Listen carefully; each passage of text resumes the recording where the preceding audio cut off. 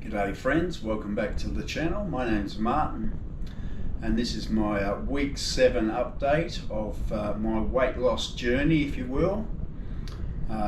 So far in the 7 weeks I've lost 12.5 kilos.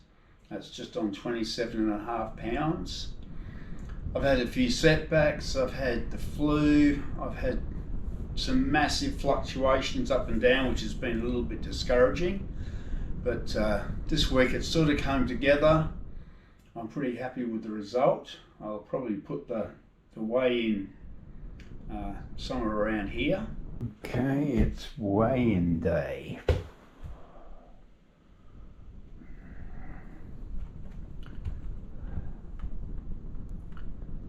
Ooh, 96.85. Very good.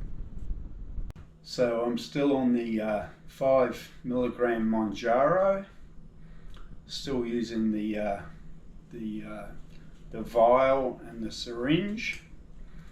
The good news, all my side effects have virtually disappeared.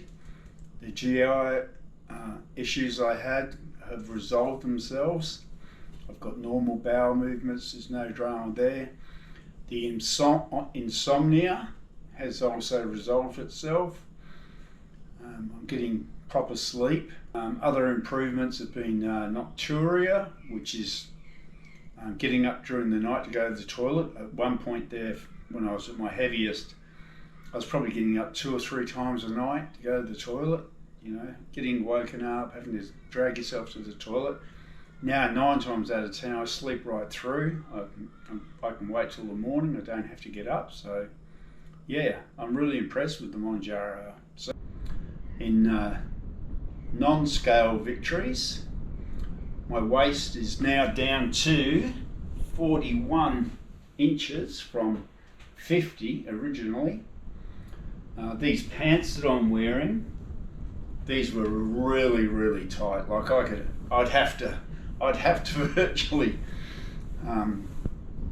pull them up like a little tiny bit at a time to try and get them over my hips. That's how tight they were. Now they feel very comfortable. This wetsuit, which is my smallest wetsuit, I wore this twice this week and I finally managed to get into it, and it was quite a struggle, and I'll show you a picture of it. It'll probably be quite comical because it's super tight.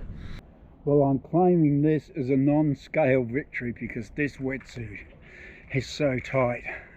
I've had to come in early so I've got enough energy to get it off, because it took half an hour to get it on. The poor thing, when I was putting on, you could hear it screaming, and even now, if you listen closely, you can hear a low moaning noise. That's how traumatic it was for this poor wetsuit. So the non-scale victories, I wore my weighted vest just on 14 kilos with a couple of extra weights on it, and I took it up the really big steep hill here yesterday. First time I've walked up the hill with this weighted vest. I thought I'd just give you a look at this street where I wore the weighted vest, just to show you how steep it is. This is Hertford Street, and it is a brutal hill.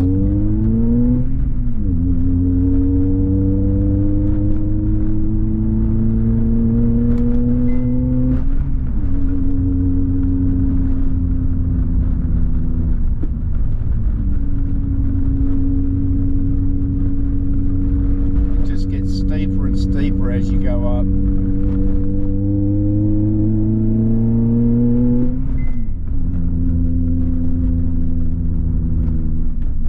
It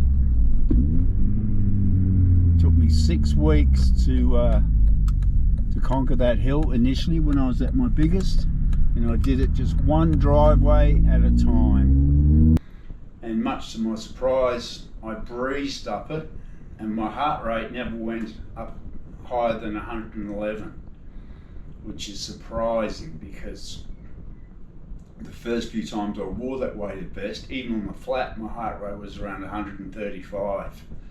So my heart rate seems to be coming down the fitter I get, so I'm calling that a win.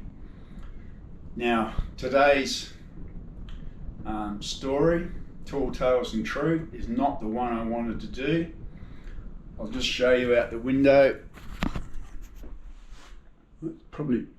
It's not quite blowing as hard as it was, but we've had, they're calling it a polar blast. It's 13 degrees. I've got my shoes and socks on, which I never wear unless I'm out walking or doing something. I was going to do a video, 2 different locations I had in mind, but the wind is just horrendous. There's no way I can do it outside. So today's one is going to be called The Ant and the Cricket, or the Grasshopper. Now you may know this fable. It's about the industrious ant that works diligently all summer and collects food for the winter, and the cricket just dances and sings and has a good time, and when winter comes, he's in deep strife. Anyway, I was 4.5 years old. I was at preschool. There was a lady called Mrs. Clay Thomas, and it was in this place called Leon Solent in England, and she was reading this story from a book. It was one of those story time things when the kids are all just sitting there listening to a story, and she starts telling the tale.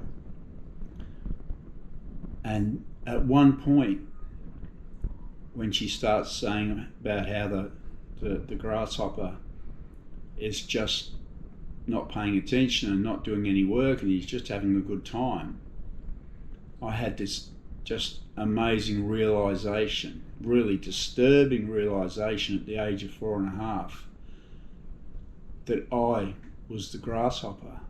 That was my nature, and I knew it. I just knew it somehow deep inside. I just knew I was the grasshopper. I was never going to be the industrious ant. And I remember the shame and the shock, and I remember going bright red, and I remember looking around the classroom, the other 4 or 5 kids, and Mrs. Clay Thomas still telling the story. I was sure everybody was staring at me in horror, looking at me going, wow, you're the grasshopper. Of course, nobody noticed. Nobody was looking at me. Everybody was staring straight ahead. I remember just feeling this feeling of dread. I don't know what I'm going to do. What am I going to do? I'm the grasshopper. And winter will eventually come, and I'm going to be in deep strife. And another voice came into the other side of my head. It said, relax, just imagine how much fun you're going to have in your life. And I just had this huge smile on my face when this voice went off, and I thought, I can live with this, I can do this. Being the grasshopper is not the end of the world. And that's how I've lived my life basically. I've done menial jobs where I could support myself, pay my own way, but still manage to go surfing or fishing or whatever it was before work or after work, so that I had fun every day of my life, and not just on weekends or one day a week or whatever that most people, with careers and kids and family, and most people would be lucky to get one day of leisure a month in that scenario. So I just thought I'd just throw this one in. I don't know if it was, what would you call it, self-realisation, or I'm not quite sure how you categorise it, but at the age of 4.5 I had this realisation, and it's proven true. So I hope you like this story. I'll look forward to seeing you on the next video, and stay safe, and we'll see you next time. I'll just show you Lucy. It's that cold, she's got her winter coat on too.